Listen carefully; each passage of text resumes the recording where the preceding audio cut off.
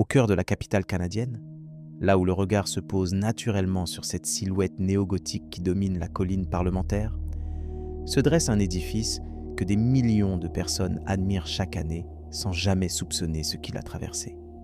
On le photographie, on le visite, on s'émerveille devant ses arcs brisés, ses gargouilles, ses vitraux et cette tour de la paix qui s'élance vers le ciel comme une promesse d'éternité. Mais ce que la plupart des visiteurs ignorent, c'est que le bâtiment qu'ils contemplent aujourd'hui n'est pas celui d'origine. Celui-là a disparu, dévoré par les flammes en pleine nuit, en plein hiver, en pleine guerre mondiale. Et c'est peut-être là que commence véritablement l'histoire. Pas celle des guides touristiques, pas celle des plaques commémoratives polies par le temps. Non, l'histoire plus vaste, plus trouble, plus humaine de ce lieu. Une histoire faite de décisions politiques monumentales, de sacrifices oubliés, que de zones d'ombre jamais totalement éclairées et de questions qui, plus d'un siècle après, restent sans réponse définitive. Comment un édifice aussi surveillé a-t-il pu brûler aussi rapidement, aussi complètement, en l'espace de quelques heures à peine? Qui étaient les personnes qui se trouvaient à l'intérieur cette nuit-là? Et pourquoi certaines d'entre elles n'ont-elles jamais pu en sortir?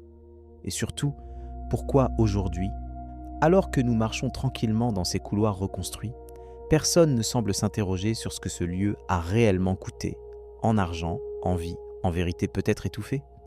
Dans les prochaines minutes, nous allons parcourir l'histoire documentée du Parlement d'Ottawa. Nous allons remonter le temps, pas à pas, pierre après pierre, flamme après flamme. Et nous allons tenter de comprendre ce que cet édifice représente vraiment, au-delà de sa façade majestueuse. Si les histoires de grands bâtiments, de palais du pouvoir et des mondes qui ont existé en leur sein t'intéressent, abonne-toi. On commence. La colline parlementaire d'Ottawa. Quand on la découvre pour la première fois, que ce soit en personne ou en photographie, il est difficile de ne pas être saisi par l'ampleur de ce qu'on a devant les yeux. Les édifices du Parlement canadien forment un ensemble architectural qui, officiellement, est considéré comme l'un des plus remarquables exemples du style néo-gothique en Amérique du Nord. Les spécialistes le comparent volontiers aux grandes réalisations victoriennes britanniques, au palais de Westminster lui-même, cette référence absolue dont Ottawa s'est ouvertement inspiré. Et il faut reconnaître que la comparaison n'est pas exagérée. L'édifice du centre, celui qui abrite la Chambre des communes et le Sénat, s'étend sur une superficie considérable. Sa façade principale, orientée vers le sud, présente une succession d'arcs ogivaux, de pinacles, de sculptures en pierre calcaire locale. Cette pierre dorée, tirée des carrières de la vallée de l'Outaouais, qui, sous la lumière du matin, prend des teintes presque irréelles. La tour de la paix, qui constitue aujourd'hui l'élément le plus reconnaissable de l'ensemble, s'élève à environ 92 mètres de hauteur. Elle abrite un carillon de 53 cloches, un mémorial dédié aux Canadiens tombés durant les conflits du XXe siècle, et une horloge dont les aiguilles sont visibles à des kilomètres puis à la ronde. Mais cette tour, il faut le préciser d'emblée, n'existait pas dans le bâtiment original. Elle est venue après le feu, après la destruction, après la reconstruction. Et c'est précisément cette distinction qui est fondamentale pour comprendre ce que nous allons explorer ensemble. Le Parlement que l'on visite aujourd'hui date essentiellement des années 1920. Il a été conçu par les architectes Jean-Omer Marchand et John A. Pearson, dans un style qui reprend les codes du bâtiment d'origine, tout en y ajoutant des éléments propres à leur époque. Le résultat est somptueux, indéniablement. Mais il est aussi, d'une certaine façon, un édifice de remplacement, un édifice qui porte en lui la mémoire d'un autre, à celui qui l'a précédé et qui a cessé d'exister dans la nuit du 3 février 1916. Mais avant d'en arriver là, il faut remonter plus loin encore. Il faut comprendre pourquoi Ottawa, cette ville qui n'était à l'époque qu'un modeste centre forestier et industriel, a été choisie comme capitale. Et il faut comprendre ce que représentait la construction d'un parlement dans le contexte politique et social du Canada au milieu du 19e siècle. Nous sommes en 1857. La reine Victoria, depuis Londres, tranche un débat qui agite les provinces canadiennes depuis des années. Où installer la capitale de la province du Canada, cette entité politique qui réunit le Canada-Est, essentiellement francophone, et le Canada-Ouest, essentiellement anglophone. Montréal, trop turbulente. Les émeutes de 1849, durant lesquelles le Parlement installé dans la ville avait été incendié par des émeutiers. Oh, elles sont encore fraîches dans les mémoires. Toronto, trop anglaise, trop partisane. Québec, trop française aux yeux de certains. Kingston, trop petite, trop vulnérable. Le choix se porte finalement sur Bytown, qui vient tout juste d'être rebaptisée Ottawa. Une ville de scieries, de bûcherons, de canaux. Une ville qui n'a rien d'une capitale, mais qui présente un avantage géographique majeur. Elle se trouve à la frontière linguistique, à la jonction du Canada-Est et du Canada-Ouest, sur la rive sud de la rivière des Outaouais. Un choix de compromis, comme souvent dans l'histoire canadienne. Un choix qui ne satisfait pleinement personne, mais qui évite de froisser tout le monde. Et c'est là, sur cette colline qui surplombe la rivière, que le gouvernement décide d'ériger les édifices parlementaires. Les travaux commencent en 1859. L'ambition est immense. Il ne s'agit pas simplement de construire un lieu fonctionnel pour accueillir les débats politiques. Il s'agit de bâtir un symbole de permanence, de puissance, de civilisation britannique transplantée dans le Nouveau Monde. Un édifice qui doit dire au monde entier, et peut-être surtout aux voisins américains, que le Canada est là pour durer. Les architectes choisis, Thomas Fuller et Chilion Jones pour l'édifice du centre, Thomas Stent et Augustus Laver pour l'aile Est, et Frederick Preston Rubidge pour certains aménagements, dessinent un ensemble grandiose. Le style néo-gothique s'impose naturellement. C'est le style de l'Empire, c'est le style de Westminster, c'est le style qui évoque la tradition, la continuité, la solidité. Mais la solidité, sur le papier, est une chose. La solidité dans la réalité en est une toute autre. Car ce que les plans ne montrent pas, ce que les discours inauguraux ne mentionnent jamais, c'est le coût réel de cette entreprise. Ah, et par coût, on n'entend pas seulement les sommes d'argent, même si celles-ci ont largement dépassé les estimations initiales, provoquant des scandales politiques à répétition. On parle aussi du coût humain. À cette époque, les grands chantiers de construction fonctionnaient selon des règles que nous aurions aujourd'hui du mal à accepter. Les journées de travail s'étendaient du lever au coucher du soleil. Les ouvriers, souvent des immigrants irlandais, écossais ou canadiens-français venus des campagnes, travaillaient dans des conditions qui, selon les standards actuels, seraient considérées comme extrêmement difficiles. Les documents d'époque mentionnent des accidents, des chutes d'échafaudage, des blessures causées par la manipulation de blocs de pierre pesant plusieurs centaines de kilogrammes, des engelures aussi, car les travaux se poursuivaient durant les hivers canadiens. Et quiconque connaît les hivers d'Ottawa sait ce que cela signifie, des températures qui descendent régulièrement en dessous de moins 20 degrés. Des vents glacials qui balayent la colline depuis la rivière gelée. Il est probable que le nombre exact d'accidents n'ait jamais été comptabilisé de manière exhaustive. Les archives de l'époque sont incomplètes sur ce point, comme elles le sont pour la plupart des grands chantiers du XIXe siècle. Ce qui est certain, en revanche, c'est que des centaines d'hommes ont consacré des années de leur vie à tailler, transporter et assembler ces pierres. Des hommes dont les noms ne figurent sur aucune plaque, dans aucun guide, dans aucune cérémonie officielle. Le chantier prend du retard, les coûts explosent. Le budget initial, estimé à environ 500 000 $ de l'époque, finit par être multiplié plusieurs fois. Les débats au Parlement lui-même, qui siège alors provisoirement dans d'autres locaux, deviennent houleux. On accuse les architectes de mauvaise gestion. On accuse les entrepreneurs de surfacturation. On accuse le gouvernement d'avoir lancé un projet trop ambitieux pour les moyens du pays. Et pourtant, malgré tout cela, les édifices finissent par voir le jour.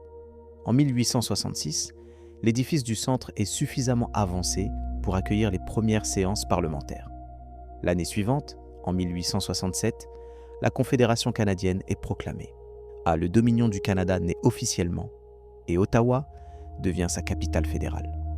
Le Parlement, encore inachevé dans ses détails, devient le cœur politique d'un pays tout neuf. C'est un moment fondateur, un moment dont les Canadiens sont légitimement fiers. Mais c'est aussi un moment qui, avec le recul, révèle une tension fondamentale. Car ce bâtiment, conçu pour incarner la solidité et la permanence, portait en lui, dès sa construction, une vulnérabilité que personne n'avait voulu voir, ou que personne n'avait voulu admettre. La pierre calcaire utilisée pour les murs extérieurs était certes robuste et belle. Mais l'intérieur du bâtiment, lui, était largement constitué de bois, des charpentes en bois, des planchers en bois, des lambris en bois, des escaliers en bois, des kilomètres de boiseries, de moulures, de panneaux décoratifs, tous sculptés avec un soin remarquable, tous magnifiques, tous inflammables. À cela s'ajoutait un système de chauffage complexe, d'abord basé sur des conduits d'air chaud qui parcouraient le bâtiment de la cave au grenier, créant un réseau de courants d'air parfaitement adapté, involontairement bien sûr, à la propagation rapide d'un incendie. Et puis, il y avait l'éclairage, au gaz d'abord, puis progressivement à l'électricité, mais avec un câblage qui, selon certains rapports d'inspection de l'époque, laissait à désirer. Des fils exposés, des connexions précaires, des surcharges fréquentes, tout cela formait, sans que personne ne l'exprime en ces termes, un édifice extraordinairement vulnérable au feu. Mais cette vulnérabilité, aussi préoccupante soit-elle sur le plan technique, ne suffit pas à expliquer ce qui s'est passé dans la nuit du 3 février 1916. Car un incendie accidentel, aussi dévastateur soit-il, reste un accident. Et ce qui trouble, quand on examine les circonstances près de cette nuit-là, c'est que tout ne semble pas s'expliquer aussi simplement. Mais avant d'entrer dans cette nuit terrible, il faut d'abord comprendre le contexte dans lequel elle s'inscrit. Et ce contexte, c'est celui d'un pays en guerre. En février 1916, le Canada est engagé depuis 1 an et demi dans la Première Guerre mondiale. Des dizaines de milliers de soldats canadiens combattent en Europe, dans les tranchées de France et de Belgique. Le pays tout entier est mobilisé pour l'effort de guerre. Les usines tournent à plein régime. Car les débats politiques sont dominés par les questions militaires, le recrutement, le financement, les alliances. Et au Parlement d'Ottawa, précisément, on débat ce soir-là de mesures liées à la guerre. La Chambre des communes est en session. Les couloirs sont animés, les bureaux sont occupés, la bibliothèque est ouverte. Des dizaines de personnes se trouvent dans le bâtiment. Personne ne se doute que dans quelques heures, tout va basculer. Personne ne sait encore que cette nuit va marquer l'histoire du Canada d'une cicatrice qui, d'une certaine manière, n'a jamais complètement guéri. Et personne, même aujourd'hui, ne peut affirmer avec une certitude absolue ce qui a véritablement déclenché le désastre. C'est cette incertitude, précisément, qui rend cette histoire si fascinante et si troublante. Parce que dans un pays qui se perçoit comme ordonné, transparent, raisonnable, et l'idée qu'un événement aussi majeur puisse rester partiellement inexpliqué est difficile à accepter. Et pourtant, c'est exactement le cas. Les archives existent, les témoignages existent, les rapports d'enquête existent. Mais quand on les examine attentivement, quand on les compare, quand on les met en perspective avec le contexte de l'époque, on réalise que les réponses définitives, sont beaucoup moins nettes qu'on ne le voudrait. Et c'est peut-être là, dans cet espace, entre ce que l'on sait et ce que l'on ignore, que réside la véritable histoire du Parlement d'Ottawa. Une histoire qui ne se limite pas à un incendie spectaculaire, mais qui englobe tout ce que cet édifice représente. Le pouvoir, l'ambition, le sacrifice, la mémoire et l'oubli. Tout cela, pierre après pierre, flamme après flamme, nous allons l'explorer ensemble. Installe-toi confortablement. L'histoire est longue, et elle mérite qu'on prenne le temps de la raconter. Nous sommes donc dans la soirée du 3 février 1916. Ottawa s'est plongée dans un hiver rigoureux, comme chaque année. La température extérieure oscille autour de moins 15 degrés. Le vent souffle depuis la rivière des Outaouais et s'engouffre dans les rues de la capitale, avec cette brutalité sèche que connaissent bien ceux qui ont vécu un hiver canadien. Sur la colline parlementaire, l'édifice du centre est éclairé. À l'intérieur, la vie politique suit son cours. La Chambre des communes siège ce soir-là, comme elle le fait régulièrement en cette période de guerre. Les députés débattent, les secrétaires prennent des notes, les journalistes occupent la tribune de la presse. Dans les couloirs, des employés vont et viennent. La bibliothèque du Parlement, cette merveille architecturale de forme circulaire située à l'arrière du bâtiment, est ouverte et quelques personnes y consultent des ouvrages. Tout semble normal, tout semble ordinaire. Et puis, aux alentours de 20h50, quelque chose change.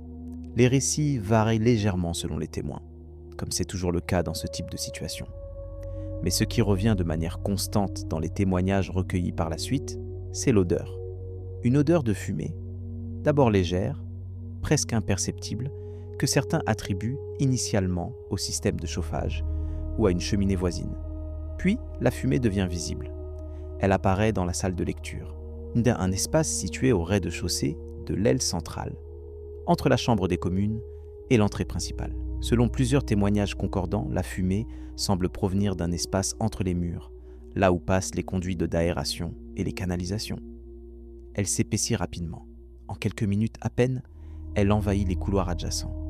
Ce qui se passe ensuite est d'une rapidité effroyable. Le feu, alimenté par les boiseries omniprésentes et aspiré par le système de ventilation du bâtiment, se propage à une vitesse que personne n'avait anticipée. Les flammes courent le long des murs lambrissés, grimpent dans les cages d'escalier, s'engouffrent dans les faux plafonds. En moins d'une demi-heure, l'ensemble de l'aile centrale est en proie aux flammes. Les scènes qui se déroulent à l'intérieur sont chaotiques. À la Chambre des communes, la séance est brutalement interrompue. Le président de la Chambre, Albert Sévigny, ordonne l'évacuation. Les députés se lèvent, certains dans le calme, d'autres dans la précipitation. La fumée envahit déjà la salle. Quelques-uns tentent de rassembler des documents. D'autres se dirigent immédiatement vers les sorties. Mais les sorties, justement, posent problème.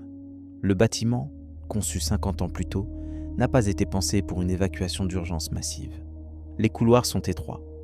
Les escaliers sont en bois et commencent déjà à brûler. Certaines portes sont bloquées par la chaleur ou par la déformation des cadres. La fumée, dense et toxique, réduit la visibilité à quelques mètres. Dans cette confusion, des actes de courage remarquables se produisent. Des employés aident des collègues désorientés à trouver leur chemin. Des députés reviennent sur leurs pas pour vérifier que personne n'est resté en arrière. Le constable en chef du Parlement et plusieurs gardes font des allers-retours dans les couloirs enfumés pour guider les gens vers les issues. Mais tout le monde ne parvient pas à sortir. 7 personnes perdent la vie cette nuit-là. 7 personnes dont les noms méritent d'être prononcés. Même si, dans le tumulte de l'histoire, ils ont souvent été relégués au second plan. Parmi elles, 2 femmes, Mesdames Bray et Morin, qui travaillaient comme employées au sein de l'édifice. Car leur présence dans le bâtiment en soirée témoigne de ce que l'on oublie souvent. Le Parlement n'était pas uniquement un lieu de débat politique, c'était aussi un lieu de travail quotidien pour des dizaines de personnes ordinaires, des secrétaires, des préposés au courrier, des employés d'entretien, des bibliothécaires, dont la vie et le rôle sont rarement mentionnés dans les récits officiels. Il y eut aussi Bowman Brownlow et Randolph Fanning, et des 2 invités du député du comté de Yarmouth qui se trouvaient dans les locaux à titre de visiteurs. Leur présence fortuite dans le bâtiment ce soir-là fait partie de ces détails qui donnent à l'événement sa dimension profondément humaine. Ils n'avaient aucune raison particulière d'être là. Ils étaient simplement venus assister à une séance parlementaire. Un geste civique banal qui leur a coûté la vie. L'un des décès les plus marquants est celui de l'honorable Bowman Brownlow lui-même, que député de Yarmouth en Nouvelle-Écosse. Selon les témoignages, il aurait été vu pour la dernière fois dans les couloirs de l'édifice, tentant de se frayer un chemin à travers la fumée. Son corps a été retrouvé dans les décombres plusieurs jours après l'incendie. La rapidité avec laquelle le feu a consumé le bâtiment a profondément choqué le pays. En quelques heures, l'édifice du centre, ce symbole de la démocratie canadienne, n'était plus qu'une carcasse de pierre noircie. Les murs extérieurs, en calcaire, avaient résisté en partie, mais tout l'intérieur avait été anéanti. Les salles de débat, les bureaux, les archives, les œuvres d'art, les meubles, tout avait disparu dans les flammes. Tout, sauf un élément remarquable, la bibliothèque du Parlement. Cette bibliothèque, située à l'arrière de l'édifice du centre et reliée à celui-ci par un corridor, avait été conçue des décennies plus tôt avec une caractéristique architecturale qui allait s'avérer providentielle. Elle était séparée du bâtiment principal par d'épaisses portes coupe-feu en métal. Cette nuit-là, un employé dont le nom est souvent cité dans les récits, Connie McCormack selon certaines sources, ou peut-être un autre membre du personnel selon d'autres témoignages, aurait eu le réflexe de fermer ses portes au moment où le feu commençait à se propager. Ce geste, accompli dans l'urgence et la panique, a sauvé l'un des trésors architecturaux et intellectuels du Canada. La bibliothèque a, avec ses rayonnages circulaires en bois blanc, sa coupole élégante, ses centaines de milliers de volumes, a survécu pratiquement intacte. Aujourd'hui encore, elle se dresse comme le seul vestige authentique du Parlement original de 1866. Et c'est un détail qui, d'une certaine façon, résume toute la complexité de cette histoire. Au milieu du chaos, au milieu de la destruction, un geste individuel, un réflexe humain, a suffi à préserver quelque chose d'irremplaçable. Car tandis que tout le reste, malgré les moyens de l'État, malgré les investissements colossaux, malgré la pierre et le mortier, a été réduit en cendres. Le lendemain matin, quand le soleil se lève sur Ottawa, le spectacle est saisissant. La colline parlementaire, qui la veille encore était dominée par la silhouette imposante de l'édifice du centre, n'offre plus qu'un paysage de ruines fumantes. La tour Victoria, cette tour d'horloge qui marquait le centre de la façade originale, s'est effondrée durant la nuit. Son horloge, symbole du temps qui passe et de la permanence des institutions, gît quelque part dans les décombres. Les pompiers d'Ottawa, malgré des efforts héroïques, n'ont pas pu maîtriser l'incendie. Les conditions étaient contre eux à tous les niveaux. Le froid extrême gelait l'eau dans les tuyaux. La pression d'eau était insuffisante pour atteindre les étages supérieurs. Le vent attisait les flammes. Et la structure même du bâtiment, avec ses courants d'air internes et ses matériaux combustibles, rendait toute tentative de confinement pratiquement impossible. Dans les jours qui suivent, le Canada tout entier est sous le choc. Les journaux publient des éditions spéciales. Les photographies des ruines circulent dans tout le pays. Le Premier ministre Robert Borden, qui se trouvait lui-même dans le bâtiment au moment où le feu s'est déclaré et qui a pu en sortir sain et sauf, prononce des déclarations solennelles. Et très vite, une question s'impose. Une question que tout le monde se pose.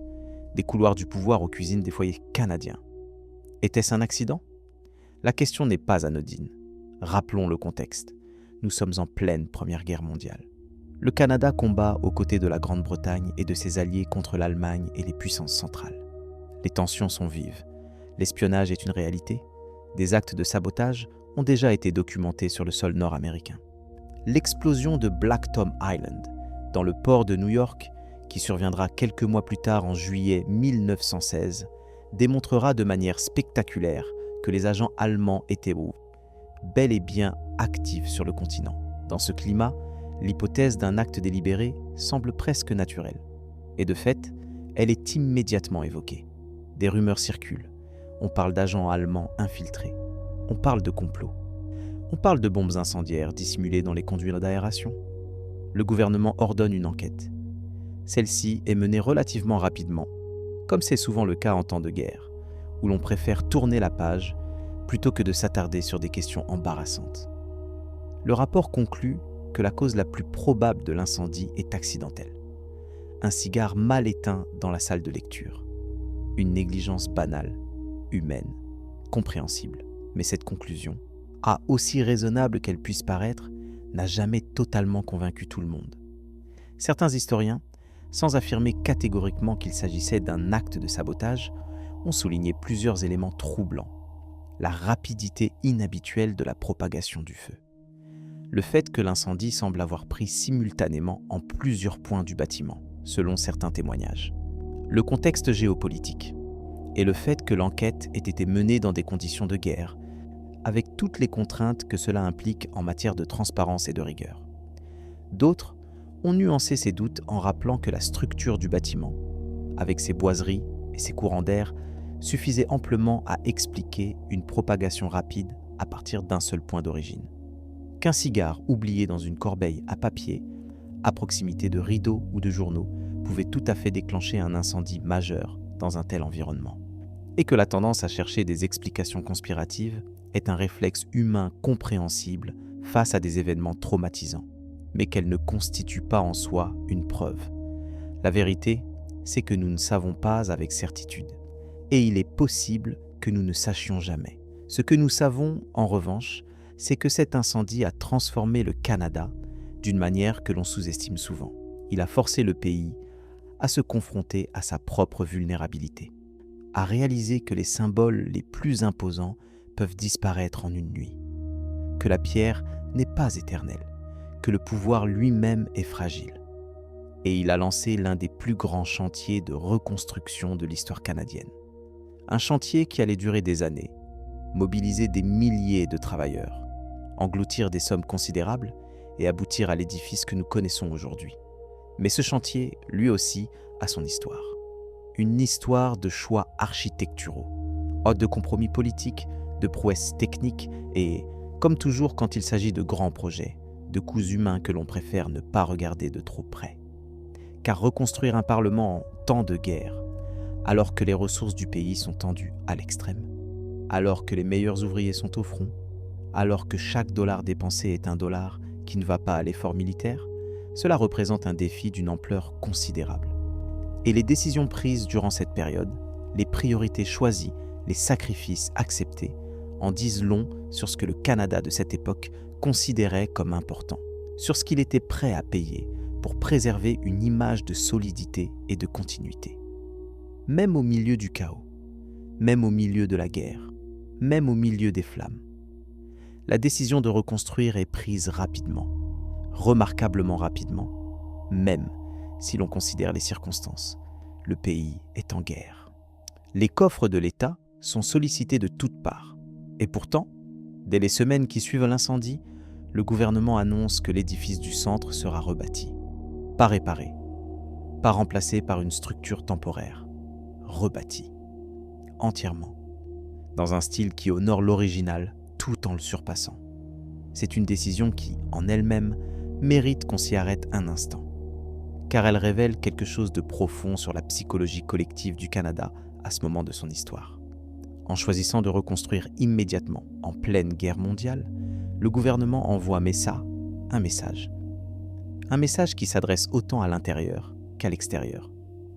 Un message qui dit, en substance, que le Canada ne se laissera pas abattre, que ses institutions sont plus fortes que le feu, que la démocratie, même quand son temple brûle, continue de fonctionner. Et de fait, dès le lendemain de l'incendie, le Parlement canadien reprend ses travaux.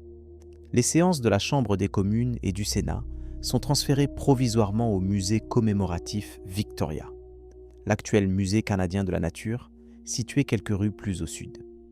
Les parlementaires siègent dans des salles de musée, entre des vitrines de minéraux et des squelettes de dinosaures. L'image a quelque chose de surréaliste, mais elle est réelle. La vie politique continue, coûte que coûte. Pendant ce temps, sur la colline parlementaire, les travaux de déblaiement commencent. Il faut retirer des tonnes de décombres. Il faut sécuriser les murs encore debout. Il faut examiner les fondations pour déterminer ce qui peut être réutilisé et ce qui doit être démoli. C'est un travail considérable, rendu plus difficile encore par les conditions hivernales. Les architectes John A. Pearson et John Homer Marchand sont choisis pour concevoir le nouvel édifice. Leur mandat est à la fois précis et ambitieux. Ils doivent créer un bâtiment qui s'inscrive dans la continuité stylistique de l'original, en néo-gothique, tout en intégrant les leçons du désastre. Cela signifie, concrètement, une utilisation beaucoup plus importante de la pierre et du béton armé à l'intérieur, une réduction des matériaux combustibles, un meilleur système de ventilation, des issues de secours plus nombreuses et plus accessibles. Mais cela signifie aussi, et c'est là que les choses deviennent plus complexes, qu'un coût de construction considérablement plus élevé. Les estimations initiales sont rapidement dépassées.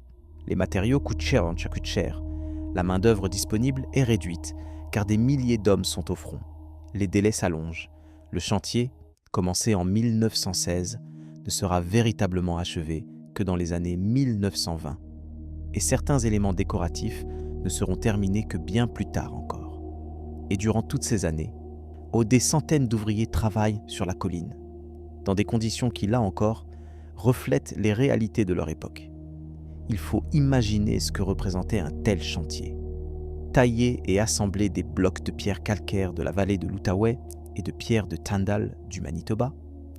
Cette pierre fossilifère remarquable dont les teintes grises et les inclusions de fossiles marins donnent aux murs intérieurs leur caractère si particulier. Couler du béton armé en grande quantité est une technique encore relativement nouvelle à l'époque. Installer des structures métalliques complexes, sculpter des milliers d'éléments décoratifs, des gargouilles, des feuillages, des armoiries, des figures allégoriques. Chaque pierre posée représentait des heures de travail physique intense. Chaque sculpture représentait des jours, parfois des semaines de labeur minutieux. Et tout cela dans un contexte où les protections sociales, que nous considérons aujourd'hui comme évidentes, allaient l'assurance maladie, les indemnités d'accident, les normes de sécurité, étaient au mieux embryonnaires. Des accidents se produisent, des blessures surviennent. C'est le lot de tous les grands chantiers de construction de cette époque. Et celui-ci ne fait pas exception. Les archives ne livrent pas un décompte précis de ces incidents, comme c'est malheureusement souvent le cas pour les projets de cette période. Mais il serait naïf de penser qu'un chantier de cette envergure, et s'étalant sur plusieurs années, n'ait pas laissé de traces sur les corps et les vies de ceux qui y ont travaillé. Ce sont ces personnes, ces tailleurs de pierre, ces maçons, ces charpentiers, ces ferronniers, ces manœuvres, qui ont littéralement reconstruit le cœur politique du Canada. Et comme pour la construction originale, 50 ans plus tôt, leurs noms sont largement absents des récits officiels. Le nouvel édifice du centre prend forme progressivement, et avec lui, a un élément nouveau qui va devenir le symbole le plus reconnaissable du Parlement canadien. La Tour de la Paix. L'ancienne tour, la Tour Victoria, avait été surmontée d'une horloge et servait essentiellement de point de repère visuel. La nouvelle tour est conçue avec une ambition différente. Elle est plus haute, plus élancée, plus solennelle. Elle est dédiée explicitement à la mémoire des Canadiens tombés durant la Première Guerre mondiale. En son centre se trouve une chapelle du souvenir, un espace de recueillement qui abrite les livres du souvenir, des registres où sont inscrits les noms de tous les Canadiens morts au combat. Ce choix symbolique est révélateur. La Tour de la Paix transforme un lieu de pouvoir politique en lieu de mémoire. Elle inscrit le sacrifice humain au cœur même de l'institution démocratique. C'est un geste puissant, et il est difficile de ne pas y voir une forme de reconnaissance, même tardive, même indirecte, du coût humain que représentent les grandes entreprises nationales. Mais cette reconnaissance, aussi sincère soit-elle dans son intention, reste sélective. Elle honore les soldats tombés au combat. Elle ne mentionne pas les ouvriers tombés sur le chantier. Elle ne mentionne pas les employés morts dans l'incendie. Elle ne mentionne pas les travailleurs anonymes qui ont construit et reconstruit ce lieu avec leurs mains. C'est une forme de mémoire partielle. Une mémoire qui choisit ce dont elle se souvient et ce qu'elle préfère laisser dans l'ombre. Et cette sélection, en elle-même, constitue peut-être l'un des mystères les plus révélateurs de cette histoire. Non pas un mystère criminel ou conspirateur, mais un mystère profondément humain. Pourquoi certaines vies comptent-elles plus que d'autres dans la mémoire collective ? Pourquoi certains sacrifices sont-ils célébrés tandis que d'autres sont oubliés ? Or, ce sont des questions auxquelles il n'existe pas de réponse simple, mais le fait même de les poser devant cet édifice majestueux change la manière dont on le regarde. Les années passent, le Parlement reconstruit traverse le XXe siècle. Il est le théâtre de débats fondamentaux pour le Canada. La conscription durant la Seconde Guerre mondiale, la création du système de santé universel, la Charte des droits et libertés, le rapatriement de la Constitution, le référendum sur la souveraineté du Québec. Chacun de ces moments historiques s'est déroulé entre ces murs, sous cette voûte néo-gothique, à l'ombre de cette tour qui compte les heures avec la même patience imperturbable. Et pendant tout ce temps, le bâtiment lui-même continue de vieillir. La pierre s'érode, les joints se fissurent, les systèmes mécaniques deviennent obsolètes. Les normes de sécurité évoluent et l'édifice, malgré des rénovations successives, peine à les suivre. Au début du XXIe siècle, il devient évident qu'une intervention majeure sera nécessaire. En 2019, l'édifice du centre est fermé pour une réhabilitation complète, un chantier dont le coût est estimé à plusieurs milliards de dollars et dont la durée prévue s'étend sur au moins une décennie. Les parlementaires, une fois de plus, doivent déménager. Cette fois, ils s'installent dans un édifice temporaire spécialement aménagé, l'édifice de l'Ouest. Et voilà que l'histoire bégaye, d'une certaine façon. À nouveau, le cœur politique du Canada est déplacé. À nouveau, un chantier colossal mobilise des ressources considérables. À nouveau, des centaines de travailleurs grimpent sur des échafaudages, taillent de la pierre, coulent du béton, posent des câbles. La différence, bien sûr, est que cette fois, les conditions de travail sont encadrées par des réglementations strictes. Les ouvriers portent des casques, des harnais, des protections. Ils sont syndiqués, assurés, protégés par des lois. Le contraste avec les chantiers du 19e siècle et du début du 20e est frappant. Et pourtant, même aujourd'hui, même avec toutes ces protections, un chantier de cette envergure reste une entreprise physiquement exigeante et potentiellement dangereuse. Les échafaudages montent à des dizaines de mètres de hauteur. Les charges sont lourdes, les délais sont serrés. Le travail se fait par tous les temps, y compris durant ces hivers d'Ottawa qui n'ont pas changé depuis 1859. On peut se demander, en observant ce chantier contemporain, si dans 100 ans, quelqu'un pensera aux ouvriers qui y travaillent aujourd'hui. Si quelqu'un se souviendra de leur nom, de leur visage, de leurs efforts. Ou si, comme pour ceux qui les ont précédés, ils seront absorbés par l'anonymat, éclipsés par la grandeur du bâtiment qu'ils auront contribué à sauver. C'est une question qui n'appelle pas de réponse, mais qui mérite d'être posée. Parce qu'elle touche à quelque chose d'essentiel dans notre rapport aux lieux de pouvoir. Nous les admirons, nous les photographions, nous les visitons avec respect et parfois avec émerveillement. Mais nous oublions presque systématiquement que ces lieux n'existent que parce que des êtres humains les ont construits, entretenus, réparés, reconstruits, génération après génération, avec leurs mains et leurs sueurs. Le Parlement d'Ottawa n'est pas un monument figé. Ce n'est pas une relique du passé que l'on se contente de contempler. C'est un organisme vivant, en perpétuelle transformation, qui exige un investissement constant pour continuer d'exister. Et c'est peut-être là, finalement, que réside la leçon la plus profonde de cette belle histoire. Les incendies, les complots présumés, les secrets d'État, les zones d'ombre, tout cela est fascinant indéniablement, que tout cela nourrit l'imagination et entretient le mystère. Mais au-delà de tout cela, il y a une vérité plus simple et plus fondamentale. Un bâtiment, aussi majestueux soit-il, n'est jamais que le reflet des êtres humains qui l'ont voulu, construit, détruit et rebâti. Il porte en lui leurs ambitions et leurs faiblesses, leurs rêves de grandeur et leur négligence, leurs besoins de permanence et leur incapacité à échapper au temps.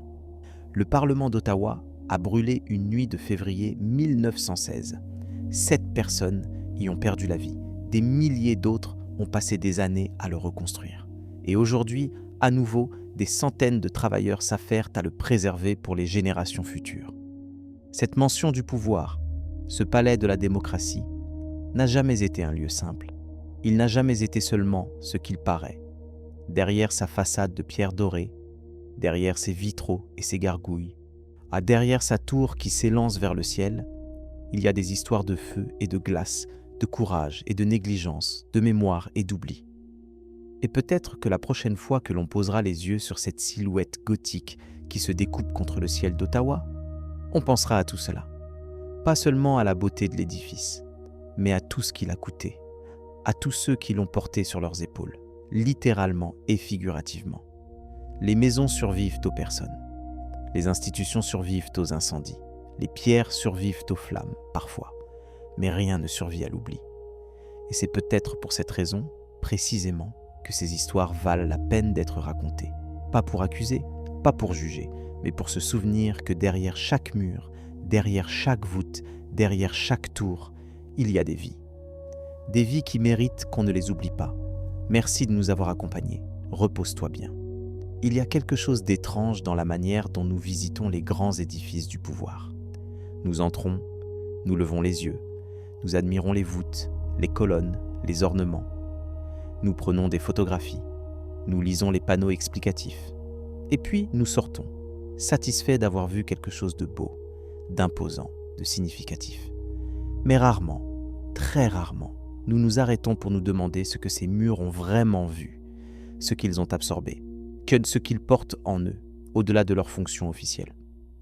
Le Parlement d'Ottawa est un cas particulièrement frappant de ce phénomène, parce que cet édifice, plus que beaucoup d'autres, concentre en un seul lieu des couches d'histoire si différentes, si contrastées, qu'il est presque impossible de les embrasser d'un seul regard.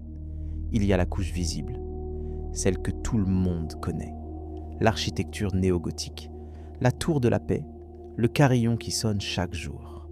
La flamme du centenaire, allumée en 1967 pour célébrer le 100e anniversaire de la Confédération, et qui brûle sans interruption depuis lors, alimentée par le gaz naturel, au pied de la colline, entourée des armoiries des provinces et territoires canadiens. Cette flamme, d'ailleurs, constitue une coïncidence symbolique saisissante quand on connaît l'histoire de l'incendie. Une flamme permanente devant un bâtiment qui a été détruit par le feu. Comme si le Canada avait choisi de domestiquer l'élément même qui avait failli détruire son institution la plus sacrée. Comme si, en maintenant cette flamme sous contrôle, en la transformant en symbole de célébration plutôt que de destruction, on conjurait le souvenir de cette nuit de février 1916. Mais les symboles, aussi éloquents soient-ils, ne racontent qu'une partie de l'histoire. Il y a une autre couche, moins visible, qui concerne la vie quotidienne de cet édifice au fil des décennies. Les milliers de personnes qui y ont travaillé chaque jour, non pas comme parlementaires ou ministres, mais comme employés de soutien. Les agents de sécurité qui arpentent les couloirs la nuit, les techniciens qui entretiennent les systèmes de chauffage et de ventilation, les restaurateurs qui veillent sur les sculptures et les boiseries, les jardiniers qui entretiennent les pelouses de la colline, les cuisiniers qui préparent les repas dans les cafétérias parlementaires. Toutes ces personnes forment une communauté invisible sans laquelle le Parlement ne pourrait tout simplement pas fonctionner. Elles sont les héritières directes de ces employés qui se trouvaient dans le bâtiment la nuit de l'incendie, de ces ouvriers qui ont taillé la pierre et coulé le béton durant la reconstruction, de ces travailleurs anonymes qui, depuis 1859, ont consacré leur énergie à faire exister ce lieu. Et il y a encore une autre couche, plus profonde encore, qui touche à ce que le Parlement représente dans l'imaginaire collectif canadien.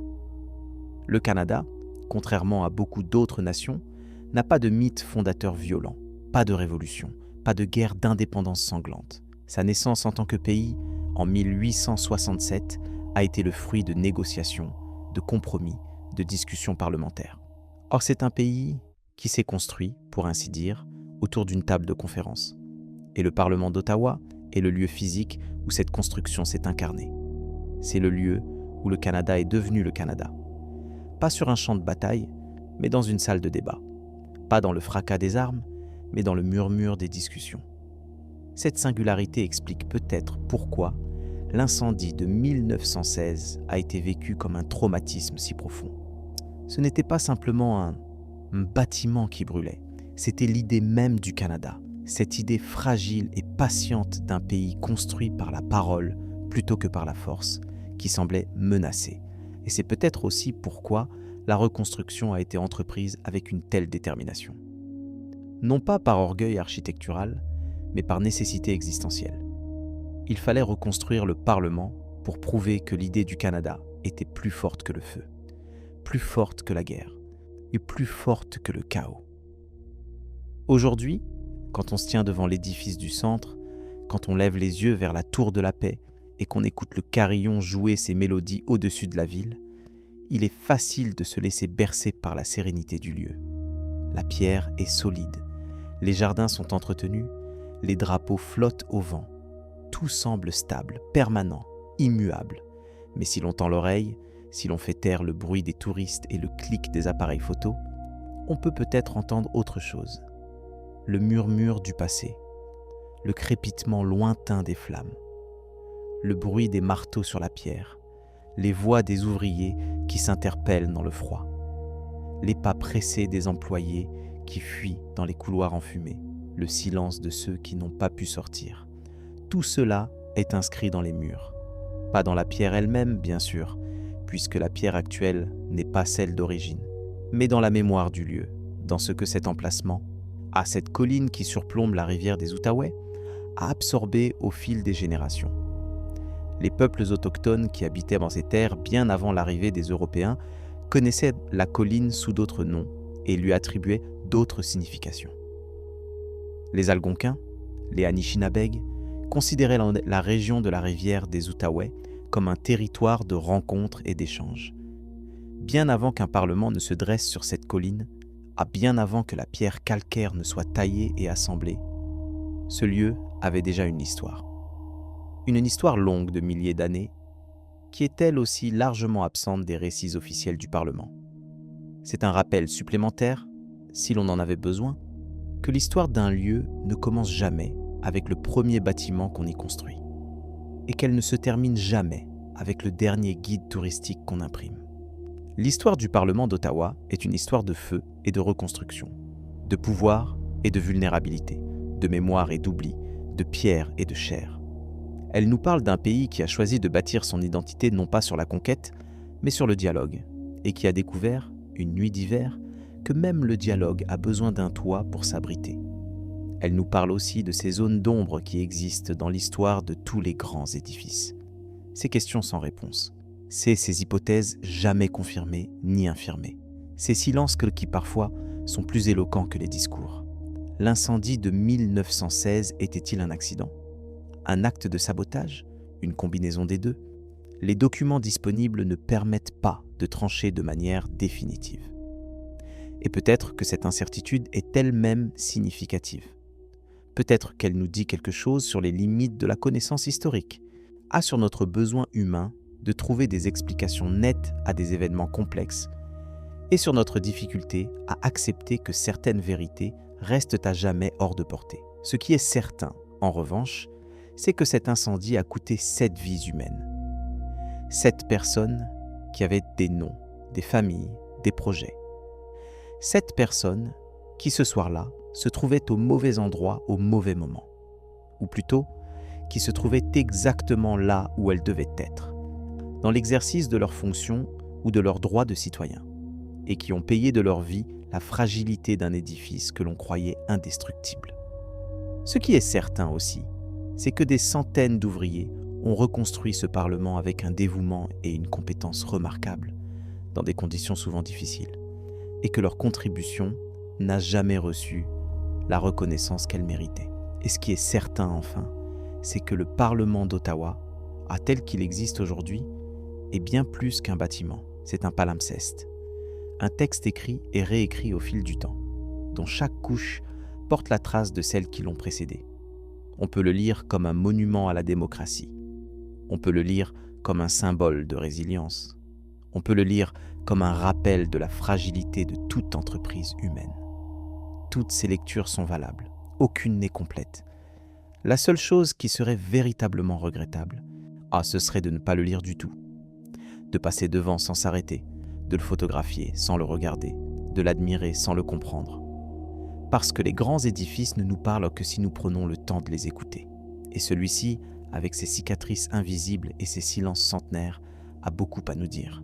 Sur le pouvoir et ses limites, sur la mémoire et ses choix, sur le feu et ce qu'il révèle quand il consume les apparences. Les maisons survivent aux personnes. Les institutions survivent aux incendies. Les pierres survivent aux flammes, parfois. Mais ce qui survit le mieux, peut-être, ce sont les histoires. À condition que quelqu'un prenne la peine de les raconter. Et que quelqu'un d'autre prenne la peine de les écouter. Ce soir, tu as écouté. Et pour cela, merci. Repose-toi bien. Les murs veilleront.